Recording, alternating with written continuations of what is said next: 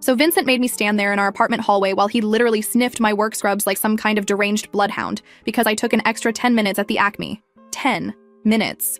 I was stuck behind this lady with like 40 coupons and he's standing there going, "Who were you really with?" and demanding to smell my clothes for another man's cologne. What cologne? But there I was at 7 p.m., arms out like I'm being searched at airport security while my boyfriend of 3 years sniffed my shoulders and kept asking why I took so long. The coupons lady.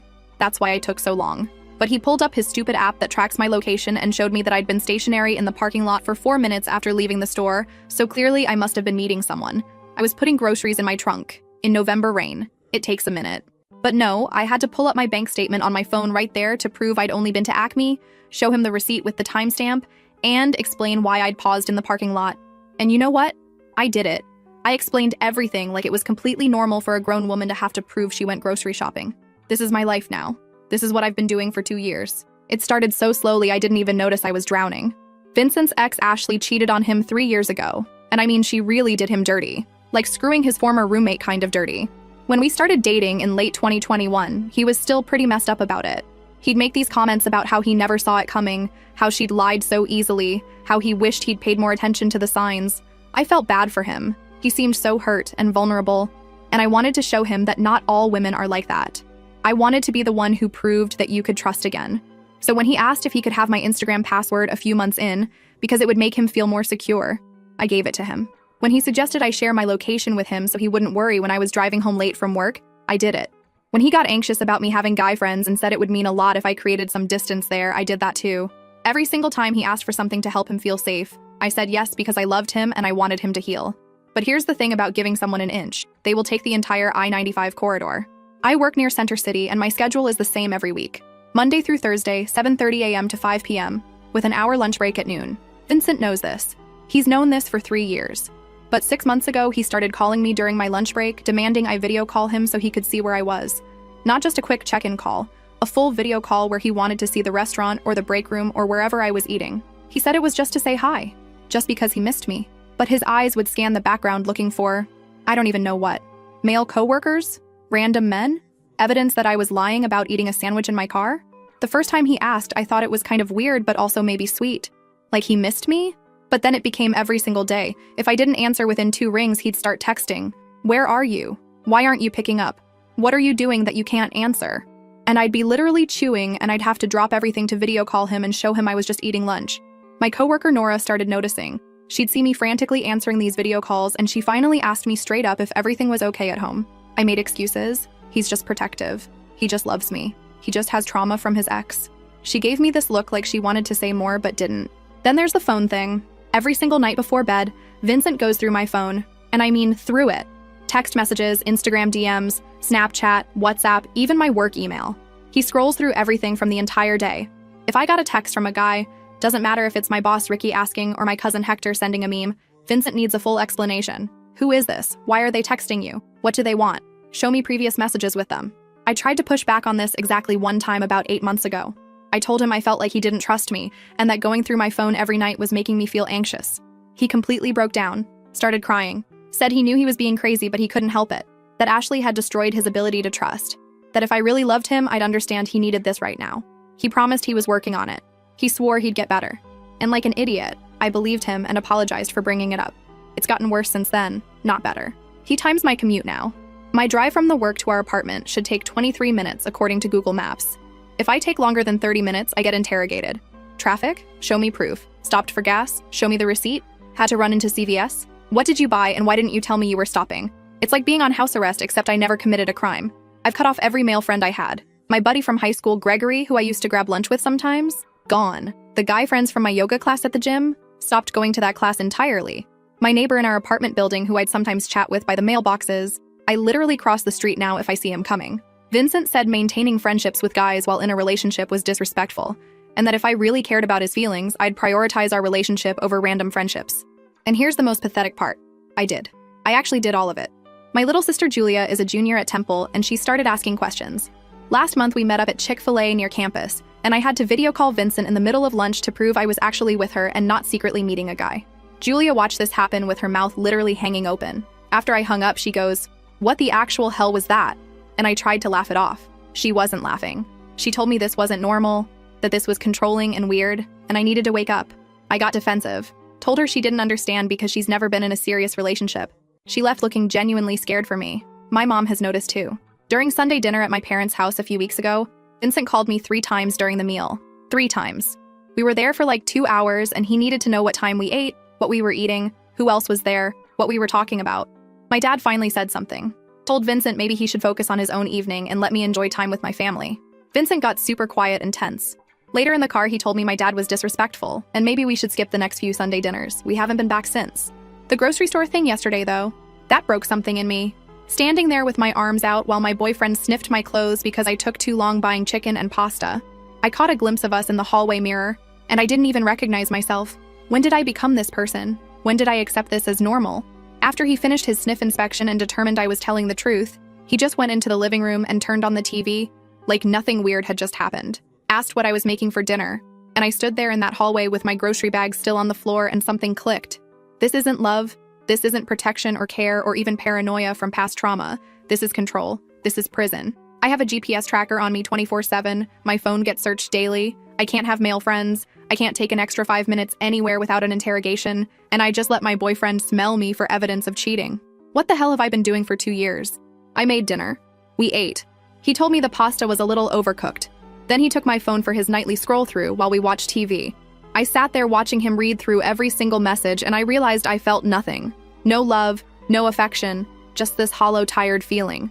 This morning I went to work like normal, but the whole time I was thinking about that hallway moment, about my sister's face, about my dad's comment, about Nora's concerned looks. During my lunch break, Vincent called for the daily video check-in. I stared at my phone ringing, and for the first time in 2 years, I let it go to voicemail. He called back immediately. I didn't answer. Then the text started. Where are you? Why aren't you answering? What's going on? Are you okay? Call me back right now. I turned my phone face down on my lap and ate my sandwich in my car in the parking lot. And something about that small act of defiance felt absolutely wild. My hands were shaking. My heart was pounding. All because I didn't answer a lunchtime video call. When I finally looked at my phone, I had 14 missed calls and 31 text messages. The messages got progressively more frantic and then angry. The last one said, "If you don't call me back in the next 5 minutes, I'm driving to your office." I called him back. Told him I was in a procedure and couldn't answer. He asked why I didn't text him that. Why I left him hanging. Why I would ignore him when I know it makes him anxious. I don't know what I'm going to do, but I know I can't keep living like this. I can't keep being the woman who gets sniffed in hallways and has to prove she went grocery shopping. I can't keep sacrificing every friendship and every minute of freedom to manage someone else's insecurity. Something has to change. I just have no idea how to make it happen when I can't even take a lunch break without permission. Update. Okay, so the comments on my last post absolutely wrecked me in the best way possible. Everyone telling me this is abuse, that I need to leave, that this isn't normal. I know. But knowing something and actually doing something about it are 2 completely different things when you've spent 2 years conditioning yourself to accept insanity as normal. That lunch break thing where I didn't answer his video call, that was Thursday. By Friday morning, Vincent was acting like nothing had happened, but also watching me like a hawk. He kept asking if everything was okay, if I was mad at him, if something was bothering me. I kept saying no because I genuinely didn't know what to say. Like, what do you even say to someone when you suddenly realize your entire relationship is a control scheme? Friday after work, I stopped at the Target because we needed laundry detergent. Just laundry detergent. I texted Vincent that I was stopping, because apparently that's a thing I have to do now. And he immediately called. Not texted back. Called. Wanted to know which Target, what I was buying, how long I'd be. I told him maybe 15 minutes, and he goes, "Okay, but if you're longer than 20, I'm going to worry, so just keep me updated."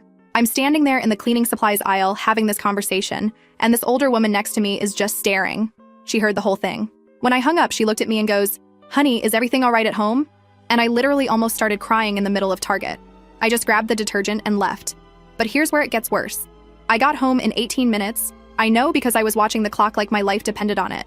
And Vincent was sitting on the couch with his laptop open. He'd been tracking my location the entire time. He knew exactly when I'd left work, when I'd arrived at Target, how long I'd been inside, and when I'd gotten home. He showed me the little map with my route marked out and was like, "See, you made great time." Like he was congratulating me for completing a task efficiently. I just stood there holding this bottle of Tide and something in me snapped. I asked him why he needed to track me when I'd told him where I was going. He got this confused look and said he wasn't tracking me. He was just checking to make sure I was safe. I asked what the difference was. He said the difference is that tracking implies I don't trust you, but checking implies I care about you. I told him it feels exactly the same from where I'm standing. That's when he got upset. Started going on about how he's been trying so hard to work on his trust issues, how he's been doing so much better, how it's not fair for me to act like he's some kind of controlling monster when all he's doing is caring about my safety. He brought up Ashley again, said she used to get mad at him for asking questions too, and that's how he missed all the signs that she was cheating. Said he refuses to be that naive again. I told him I'm not Ashley. I've never been Ashley. I've spent 2 years proving I'm not Ashley, and it's never been enough. He got really quiet. Then he asked if I was trying to pick a fight with him, if I was looking for an excuse to break up with him, if there was someone else and this was my way of creating distance so I could cheat guilt-free. The audacity. I've given this man every password, every login, every second of my location data, cut off every male friend, video called him from my lunch breaks for 6 months straight, and he's asking if I'm trying to create distance so I can cheat. I told him that was insane. He said it wasn't insane, it was a legitimate question given that I was suddenly acting different. I asked him what different meant and he started listing things. You didn't answer my video call on Thursday. You seemed annoyed when I checked in about Target. You're being defensive right now. You haven't seemed as affectionate lately. I'm standing there listening to him build this case against me using normal human behavior as evidence, and I realized this is what he does. This is what he's been doing. Anytime I show even the slightest resistance to his surveillance, he flips it around and makes it about me being suspicious, makes it about me pulling away, makes it about me potentially cheating. And then I apologize and prove myself all over again. Not this time. I told him I needed some space to think. He asked what that meant. I said it meant exactly what it sounds like. I need space. He wanted to know if space meant we were breaking up, or if space meant I just needed a few hours or what because he needed clarity. I said I didn't know yet and he lost it. Started yelling about how I can't just say I need space without explaining what that means. How that's manipulative and unfair. How I'm punishing him for caring about me. How if I'm having doubts about us, then I need to say that clearly instead of being vague. I tried to leave the room and he followed me into our bedroom still yelling, asking where I was going, if I was going to stay with someone, who I was texting, why I was being like this. I grabbed my phone and my purse and told him I was going to my parents' house. He wanted to know for how long. I said I didn't know. He blocked the bedroom door and said we needed to finish this conversation first, that I couldn't just walk out in the middle of a fight.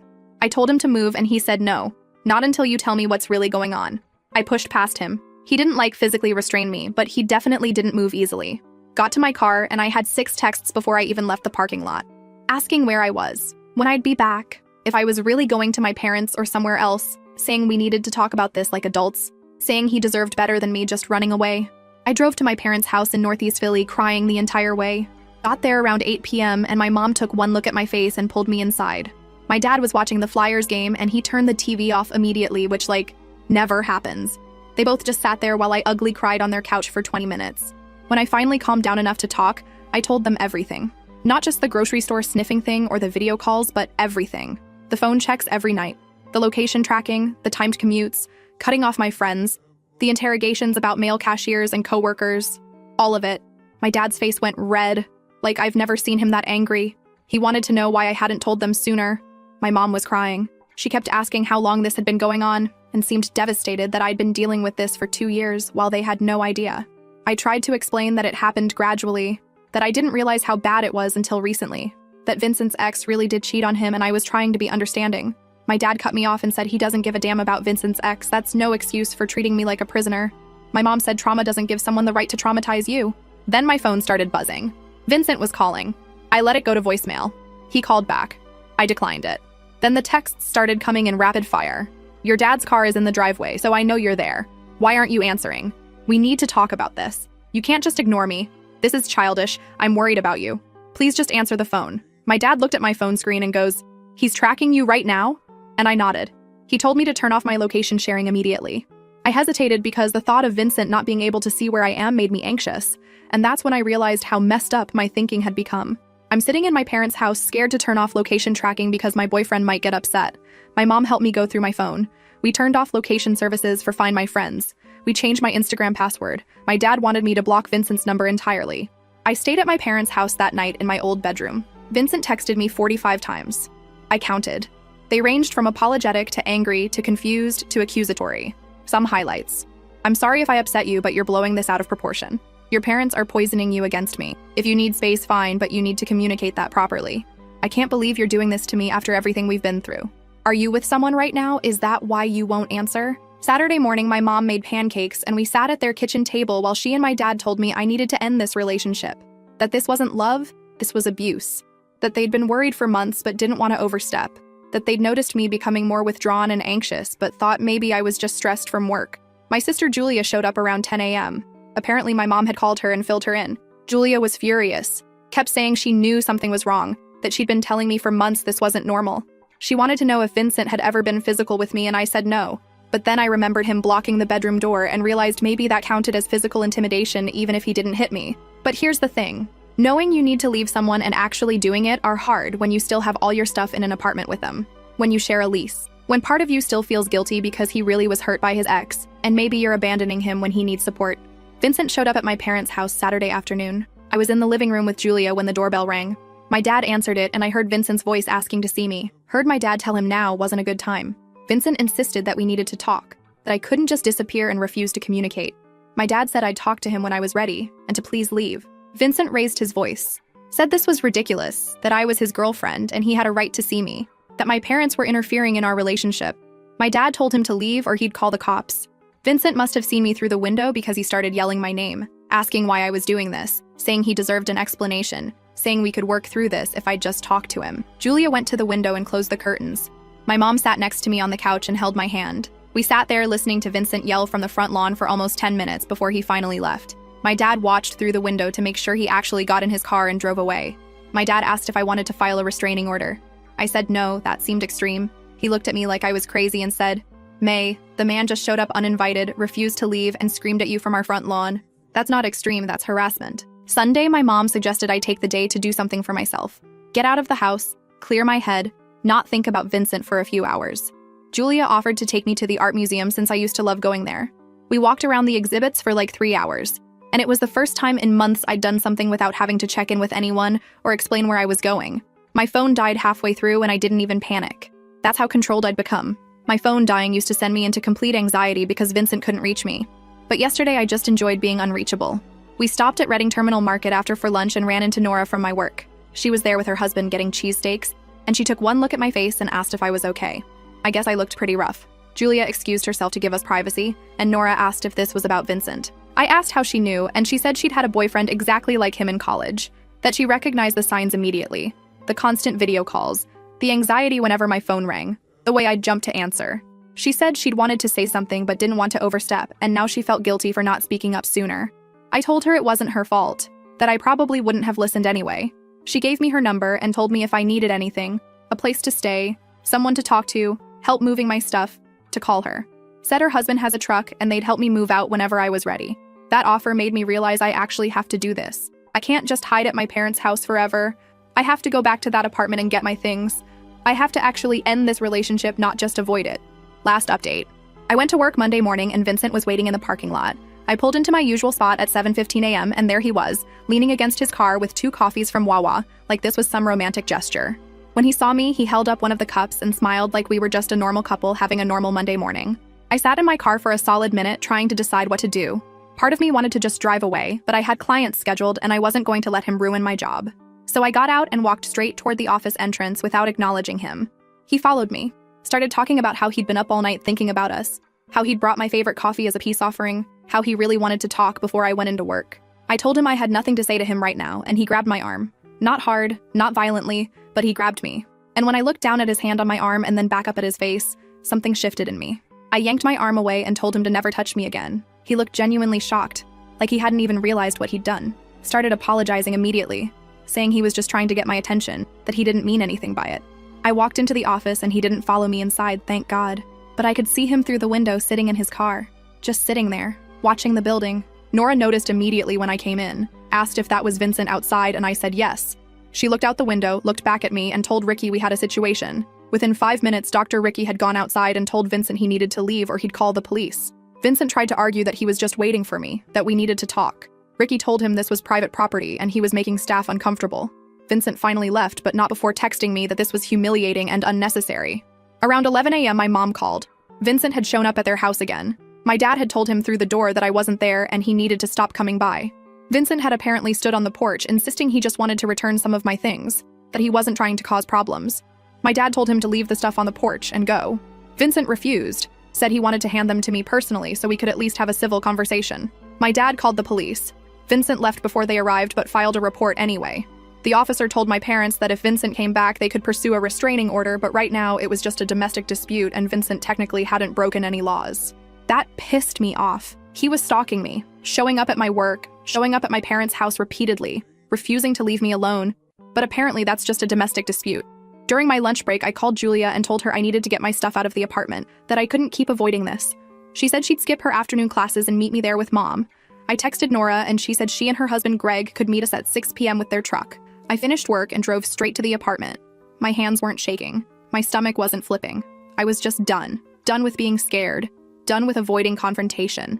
Done with letting Vincent control my life even after I'd already decided to leave. Julia and my mom were already there when I arrived around 5:30.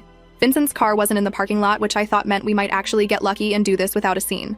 We went upstairs and I used my key to let us in. The apartment was a mess. Like Vincent had torn through it looking for something. Drawers open, closet doors hanging wide, stuff pulled out of cabinets. There were printed screenshots of text conversations taped to the walls. My text conversations with Julia, with Nora, with my parents. He'd gone through my phone during one of his nightly inspections and printed out anything that mentioned him or our relationship. My mom stood in the middle of the living room looking at these papers taped everywhere and just goes, "What in the actual hell?" And I couldn't even answer her because I was reading them. There was the conversation where Julia called him controlling. The texts where my mom asked if I was okay. Messages where Nora asked about the video calls. All of it printed out and displayed like evidence in a murder investigation. Julia started ripping them down. Told me to start packing my bedroom stuff while she and Mom handled this. I went into our bedroom and that's when I saw my laptop open on the bed. Vincent had been going through my search history. I could see the browser tab still open. Articles about emotional abuse, posts about controlling relationships, pages about how to leave safely. He knew. He'd known since probably Saturday that I was planning to leave and he'd been going through everything trying to figure out how to stop it. I started throwing clothes into garbage bags. Didn't even fold them, just grabbed armfuls and shoved them in. My mom came in with my work scrubs and started helping. We worked fast and didn't talk much. Julia was in the living room packing up my books and photos. We'd been there maybe 20 minutes when I heard the door open. Vincent came into the apartment and just stopped when he saw all three of us there with garbage bags full of my stuff. He looked at me and goes, "So this is really it then?" And I told him yes. He wanted to know if we could talk alone, without my family there. I said no. He asked why I was being like this, why I couldn't just have a mature conversation with him without an audience. I told him we were way past mature conversations, that I was taking my things and leaving and he could deal with the lease however he wanted. He started walking toward me and Julia stepped between us, told him to back up. He ignored her and kept talking to me about how I was overreacting, how everyone fights, how we just needed some space to cool down and then we could work through this. I asked him if he thought taping my private conversations to the walls was normal, if he thought tracking my every movement was normal, if he thought showing up at my work and my parents' house repeatedly was normal. He said he only did those things because I was shutting him out, because I wouldn't talk to him, because he was desperate to understand what was happening. Classic. Somehow this was all my fault for not communicating properly. My mom cut in and told Vincent he needed to let us finish packing and leave. He said this was his apartment too, and he had a right to be here. She said fine, but he needs to stay out of our way. He sat down on the couch and just watched us pack. It was the most uncomfortable thing I've ever experienced. Nora and Greg showed up with the truck around 6:15. Vincent's whole energy changed when another man entered the apartment. He stood up and wanted to know who Greg was. I told him he was helping me move. Vincent said he didn't appreciate strangers in his home going through his things. Greg very calmly said he was only here to carry boxes and had no interest in anyone's things. We started loading stuff into the truck. It took 3 trips up and down the stairs. Vincent followed us on every single trip making comments, asking if I was really going to take the coffee maker we'd bought together, pointing out which furniture was his and which was mine, saying he couldn't believe I was doing this over something so small. Small. He called 2 years of surveillance and control small. On the last trip down, I grabbed my box of bathroom stuff and Vincent blocked the doorway. Said we needed to talk before I left, that he deserved a real conversation about what went wrong, that after years together, I owed him that much. I told him I didn't owe him anything, that I'd given him 2 years of complete access to my entire life and it was never enough, that he'd taken a relationship and turned it into a surveillance operation, that I was done proving myself innocent when I'd never committed a crime. He started crying. Actually crying, saying he loved me, that he'd never meant to make me feel controlled, that everything he did was because he was scared of losing me. Said if I'd just come back inside, we could talk about boundaries, about what needs to change, about how to move forward. I asked him if he seriously thought boundaries would fix this. If he thought I could trust him to respect any boundary when he'd spent 2 years breaking down every single one I tried to set. He said that wasn't fair, that I'd agreed to all of it, that I'd given him my passwords and my location willingly. And he was right. I had agreed to it. Because he'd manipulated every single request into a test of my love and faithfulness. Because he'd made me believe that if I really loved him, I'd prove it by giving up my privacy. Because he'd convinced me that normal relationship boundaries were actually signs of having something to hide. I told him all of that. Told him that agreeing to something under manipulation isn't the same as consent. that I'd spent 2 years trying to heal his trauma while he traumatized me, that I was done sacrificing myself to manage his insecurity. Julia lost it. Told Vincent he was delusional if he thought any of his behavior was normal. That showing up at someone's workplace and their family's home repeatedly is stalking. That sniffing your girlfriend's clothes for cologne is unhinged. That timing commutes and demanding video calls during lunch breaks is controlling. Vincent told her to stay out of it, that this was between us. She said it stopped being just between us when he started harassing the whole family. Greg stepped forward and suggested Vincent move away from the door. Vincent looked at him, and for a second I thought he might actually try to fight. But then he just stepped aside and goes, "You're going to regret this." Not in a threatening way. More like a prediction. Like he genuinely believed that one day I'd wake up and realize I'd made a huge mistake leaving him. I walked out with my last box and didn't look back. We got everything loaded and I drove to my parents' house with my mom. Julia and Greg and Nora followed with the truck. We unloaded everything into my old bedroom and my parents' garage, and by 9 p.m., I was sitting on my childhood bed surrounded by garbage bags full of my life. Vincent texted me 89 times that night. I read every single one. And then I blocked his number. Blocked him on Instagram, Snapchat, WhatsApp, everything. Changed all my passwords again. Turned off any location sharing I might have missed. My dad helped me go through my phone settings to make sure there weren't any tracking apps I didn't know about. That was Monday night. Tuesday I went to work and Vincent wasn't there. Wednesday I went to work and he wasn't there either. Thursday afternoon he showed up at my parents' house while I was at work. Left a bag of my things on the porch with a note that said, "I'll always love you and I hope someday you'll realize what we had." What we had was him controlling every aspect of my existence while I convinced myself it was love. Friday my dad and I went to the courthouse and I filed for a protection from abuse order.